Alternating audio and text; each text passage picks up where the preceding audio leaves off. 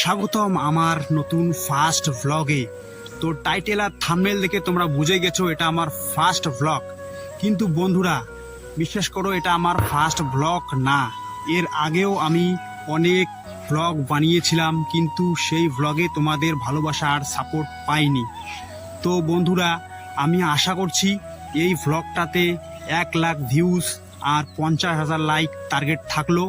তো আমি আশা করছি তোমরা সেটা করে দিতে পারবে, আর তোমরা করবেও যদি এটা পূরণ হয়ে যায় গাইস। তো আমি এরপরে খুব সুন্দর একটা ভালো ব্লগ নিয়ে আসবো তোমাদের সামনে, একদম ভালো একটা জায়গা নিয়ে দেখাবো তোমাদের। তো ধন্যবাদ।